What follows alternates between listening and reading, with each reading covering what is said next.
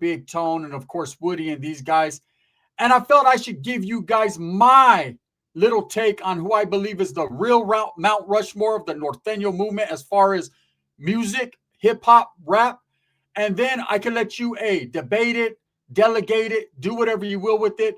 But some of the names they were saying were these rappers like Young Iggs and of course Acito. I didn't hear GB's name mentioned, which I was very shocked because he's probably him and Bands, the tightest Northern California rappers out there right now, as well as Babyface Wood out of Washington, right? Who's dope as fuck. But if we're talking Mount Rushmore, we're talking about founding fathers. And see, if you function like a Norteño does, then you know the founding fathers of every part of the movement, right, are given their flowers. The foundation is what it's all about. That's what the Gentes strive for. Never forget the founding fathers and the foundation. I understand all that. Believe me, I once functioned as a solid Norteño in that fashion. So I understand, and I'm never pushing the active gang member movement, but I understand how they get down and I respect what they do, man. That's just a fact. I'm always going to be like that. You know, I'm not here to hate or poison the gente towards people, but I'm here to keep it real. And so this is my Mount Rushmore, and I'm going to say them in order, okay? The first person I would throw on there, and it's going to go not 1 to 4, show, Norte Gang, but 4 to 1, right? Would be Speedy Lok.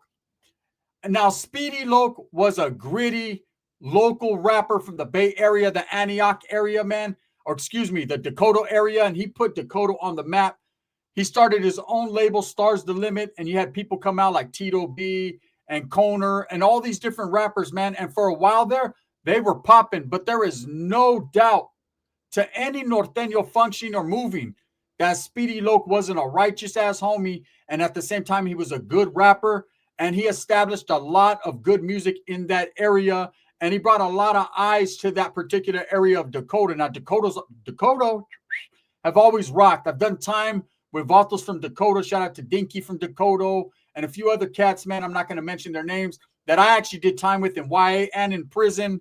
And I can tell you right now, Dakota was slept on until Speedy Lok came out and boom, boom, boom. He put the Vatos on the map. And that's just a fact. Now, some of his music that he did have was very controversial. Just what it is. So Speedy Lok, in my book, man, is definitely a rapper that brought heavy Northern California street influence to the masses, right, in Northern California. He's not well known outside of Northern California because his life was cut short due to cancer. But those that remember rocking in that era, that stilo was definitely pumping, right? So he definitely, when it comes to Northern California rappers, even though he didn't have a lot of material like some other rappers do, his shit was dope. And he definitely was on the map. And he put all of his homeboys from his neighborhood that were good rappers, like Tito B, rest in peace, and of course Koner, and several others, his brother, on the map. There's no denying that, man. Speedy Lok definitely goes on the Mount Rushmore of Northern California rap. And I don't care what anyone else says, man. Now, the second person I'm going to put on there, without a doubt, is going to be Woody. Woody's legendary Antioch area. I mean, who doesn't know Woody? Northern and Southern California. I've met Sureños, Southsiders in Southern California that bump Woody shit. That's a fact. When I was in prison, I used to bump Woody shit, and there was some Southerners right next door to me, and they're like, hey, who's that, bro? And I said, oh, that's Woody. He's a Norteño rapper, right? White dude, but he gets down. They're like, hey, man, let me fuck with that CD. Ese. Straight up, homie. I slide it to him. They'd slide me a little CD back. Mr. Shadow, Spanky Loco, Conejo, and I'd bump their shit. They'd bump mine. And that's just how it was. And that's just a fact. Believe it or not, take it how you want to take it. But when it comes to music, you represent and you recognize, man, what good music is. And Woody definitely was doing his thing. I mean, he's probably the most known Northern California rapper ever to step foot about the Bay like that. And that's just based upon his rap skills. He was like the Norteño Tupac, right? That's the status he had. Now, there's a lot of stories that go about his demise. There's a lot of stories that go around about, him in particular in certain situations. And, even that story going around about his homeboy Snoop, who's doing time, and people believed that Woody was actually the one who caught that case, but let Snoop dwell in the lab or dwell in the cell for all them years. Regardless, Snoop always kept it 100 when it came to fucking Woody, and he always kept it 100 when it came to Snoop. And he's known for that. He was known for really being out there in the streets. I met him several times when I pushed out to Antioch when I got out of the youth authority. And I can tell you right now, man, he was a solid individual from our one-on-one conversations and from meeting him. That's it. He goes on Mount Rushmore because why wouldn't he? He should be the first one on everyone's Mount Rushmore, but I'm just going in baby steps right here. But the people that from Northern California that would even deny or try to put someone like Acito or Iggs, and look, they're dope rappers. But someone that would even mention their names before Woody, they done fucking got the caca knocked up out their motherfucking head because it just doesn't work that way. Now, of course, this is my perspective, my opinion, and I'm not basing it off anyone else's idealisms of what they believe. This is just real Norteno shit. Even though I'm not an active Norteno and I don't participate like that anymore, I still have some of the same beliefs that I was taught and I was educated, and I'm going to rock how I rock, whether you like it or not, right? I got love for everyone, but I'm never going to deny what I once was and how I once thought and how I still continue to think. And that's just it, period. Now, the next guy that goes on my Mount Rushmore is going to be Pastor David Rocha, a.k.a. Sir Dino. How can you fucking deny the movement of Darkroom Familia? You can't. If you're from Northern California, Texas, Arizona, all the southwestern states, this was pretty much the first individual as a producer, as a writer, as a rapper that went nationwide for Northern California. He did that. Now, some of his earlier music was real Chicano influence, brown pride, and it started getting more into the Northern collective type music. And he brought on so many rappers. He paved the way for so many and gave opportunity to the Valle because he was stationed and out of, of course, Tracy, California, which is the Central Valley right by Stockton. And so a lot of the rappers that he put on, Low Down out of Merced, a very well-known group out of Merced, part of Darkroom Familia, Pollo Loco, who's probably my favorite Northern California rapper that ever lived. And I would put him on Mount Rushmore if he had more material because he should be there. He's like 1A, right? But there's no denying Sir Dino. Now, I know in recent years, man, he stepped away from the game. He turned his life towards the Lord. He's changed his ways, and I commend him, and I definitely respect him. I consider him an inspiration, someone who can show you that you could be in the deepest depths, in the darkest cells, and excel from that. He does a lot for his community, and he's never going to forget where he comes from or who he is. And those that forget, you're not going to be forgiven. That man right there is definitely, he rocked hard for the Norte and the cause, and he's rocking as hard for Jesus and that cause, and you can't do nothing but respect it. He's the one, when Darkroom Familia was out, he was the face of Darkroom. Now, there was other people that were involved just as heavy as he was, like Crooked and Duke out of Hayward. They were involved, and then, of course, the whole Lowdown situation. You had all them guys, Never and Mickey D and Pollo, and all them guys that were really pumping and doing their thing, right? You had, what's his name? Mr. Key out of Frisco. All these guys were doing it. But let me tell you right now, Sir Dino is definitely the one that was pushing hard behind the scenes to make all that happen. He is the first one that started doing movies, Pumpkin Patch fucking records, Pumpkin Patch fucking films, Veteranos. He brought us the movie Blood and Tears, Pinta Bound. That's a very controversial album, the GUN album. And pretty much that was Darkroom Familia and a few other rappers from the local cities, man, that were on that. But some of the best songs, I'm a gunner, said, right? Bow down to the north. That was Sir Dino, man. He just definitely, in my book, was very influential and instrumental out there on the streets. And again, he's another one where one time I was in Texas and I ran into some Southsiders out there in Dallas. And I was out there with a primo of mine, man. He was going to go to college, so he was looking at this college. He played a little football. Motherfucker didn't amount to shit. He's ended up doing life for a shooting that I never even spoke on, right? But at that time, he was in his positive flow, and we were out there, and there was some little Southsiders, and I ran into them. They were brown pride Sureños out there, and it was a trip to talk to them. I was already on my older shit, not even tripping, still active, but not tripping like that. Never really tripped off Southsiders, man, to be honest with you. I knew they were the opposition, but as long as they weren't posing a threat to me, I wasn't tripping off them. I'm not like these youngsters running up on them and getting NKs and SKs and BKs and DKs and fucking GKs and all that on me. There was never none of that. I understood what it was, right? And so I run into these cats. and they're bumping Sir Dino. And I had to lace them up and let them know that Sir Dino was an active functioning Norteno at the time. And they were like, we don't give a fuck, right? Maybe it's because they were from Texas. I know down in LA, San Diego, that area, Southern California, they'd have been like, boop, they'd have hit the stop button real quick. But that's just the facts and the truth, right? He was very influential to a lot of people, and he deserves all his flowers, and he deserves to be respected as a man for what he's doing now, even more so than his Northern California rap career. But there's no denying that he deserves to be on the Mount Rushmore, okay? So now, let's get to the most controversial figure of the day. My number one, the George Washington of the bullshit, right? There's no denying this man's credibility, his function, the way he's been doing it for decades, the movement that he created that went continental, not linking continental on McLean's, but continental, like to different continents.